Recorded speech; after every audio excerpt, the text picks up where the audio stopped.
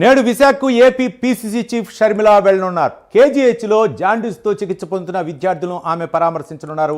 ఆ తర్వాత కాంగ్రెస్ నేతల సమావేశంలో షర్మిల పాల్గొనున్నారు. ఇక షర్మిల టూర్కు సంబంధించి విశాఖలో జరిగే అక్కడ ఆమె ఎవరెవరితో మాట్లాడనున్నారు తదితర అంశాల గురించి మరింత సమాచారం మా కరెస్పాండెంట్ చంద్రశేఖర్ అందిస్తారు. చంద్రశేఖర్. Good morning Ravi. నేడైతే విశాఖకు AP PCC chief YSR Sharmila Reddy అయితే విశాఖ రానున్నారు. ఈ రోజు ఉదయం 11 గంటలకి ఆమె హైదరాబాద్ నుంచి బయలుదేరి విశాఖకు 12 గంటల 25 నిమిషాలకు అయితే చేరుకుంటారు.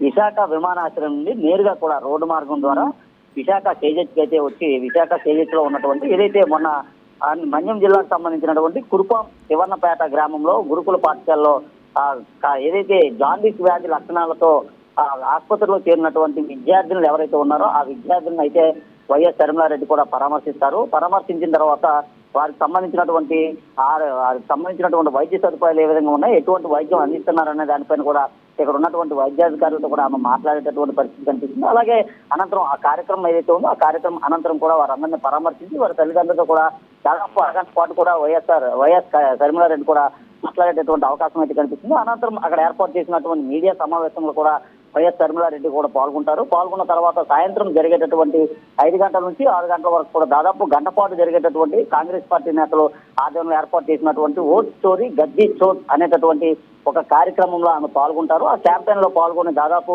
గంట పాటు కూడా ఓట్ స్టోరీకి సంబంధించినటువంటి అంశాలపైన అయితే ఇక్కడ ఉన్నటువంటి కాంగ్రెస్ నేతలతో కూడా మాట్లాడేటటువంటి అవకాశం కనిపిస్తుంది. అనంతరం ఈ కార్యక్రమాలన్నీ కూడా ముగించుకుని తిరిగి రాత్రి 7 గంటల ప్రాంతంలో ఆమె విశాఖ నుంచి తిరిగి మరలా ప్రయాణం అయ్యేటటువంటి పరిస్థితి కనిపిస్తుంది. అయితే షర్మిలారెడ్డి రాకకు సంబంధించి ఇప్పటికే కాంగ్రెస్ నేతలు అన్ని ఏర్పాట్లు కూడా చేసినటువంటి పరిస్థితి కనిపిస్తుంది. ఉదయం 11 గంటలకు ఆమె విశాఖ 11 గంటల తర్వాత ఆమె ఏదైతే హైదరాబాద్ నుంచి బయలుదేరనున్నారో దానికి సంబంధించి అన్ని ఏర్పాట్లు కూడా పూర్తి చేశారు. విశాఖ వచ్చిన తర్వాత విశాఖ కేజీహెచ్ లో కూడా బాధితులతో పరామర్శించేటటువంటి కార్యక్రమానికి కూడా పూర్తి ఏర్పాట్లు చేసిన పరిస్థితి అయితే కనిపిస్తుంది.